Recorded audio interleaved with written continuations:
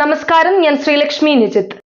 അരിവാൾ ചുറ്റിക നക്ഷത്രം ചിഹ്നത്തിൽ ആര് മത്സരിച്ചാലും വിജയിക്കാവുന്ന 6ഓളം മണ്ഡലങ്ങൾ കണ്ണൂരിലുണ്ട്.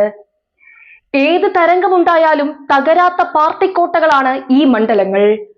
എന്നാൽ ഈ 6ൽ ഉൾപ്പെടുന്ന തളിപ്പറമ്പിലും പയ്യന്നൂരിലും ശക്തമായ മത്സരമാകും ഈ തിരഞ്ഞെടുപ്പിൽ നടക്കാൻ പോകുന്നത്.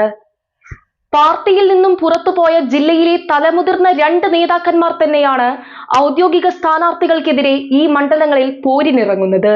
കഴിഞ്ഞ തവണ 50,000-ൽ പരം വോട്ടിന്റെ ഭൂരിപക്ഷത്തിൽ CPM-ലെ വി മധുസൂദനൻ വിജയിച്ച മണ്ഡലമാണ് പയ്യന്നൂർ.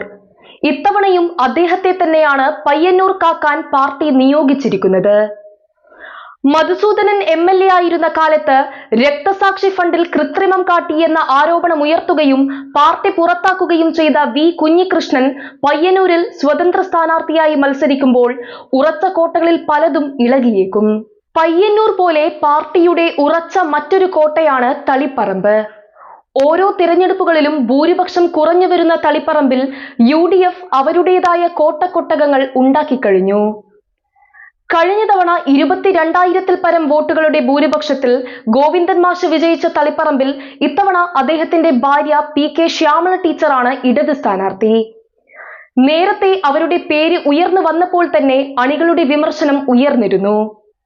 ജനങ്ങൾക്കിടയിൽ സ്വീകാര്യത കുറഞ്ഞ സ്ഥാനാർത്ഥി എന്ന വിമർശനം പക്ഷേ പാർട്ടി ചെവിക്കൊണ്ടില്ല.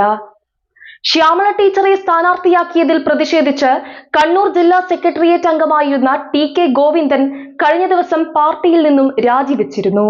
ഈ വരുന്ന തിരഞ്ഞെടുപ്പിൽ ശ്യാമള ടീച്ചർക്കെതിരെ സ്വതന്ത്ര സ്ഥാനാർത്ഥിയായി TK ഗോവിന്ദൻ കൂടി വരുമ്പോൾ പയ്യന്നൂരിലും തളിപ്പറമ്പിലും മത്സരം തീപാറും. ഇതിന്റെ പ്രത്യാഘാതം മറ്റ് മണ്ഡലങ്ങളിലും ഉണ്ടാവുകയാണെങ്കിൽ വടക്കൻ കാറ്റ് ഇത്തവണ വലത്തോട്ടടിക്കും എന്ന കാര്യത്തിൽ ഒരു തർക്കവും വേണ്ട. മറ്റൊരു വിഷയവുമായി നാളെ വീണ്ടും വരുന്നതുവരെ എല്ലാവർക്കും ഒരിക്കൽ കൂടി നമസ്കാരം.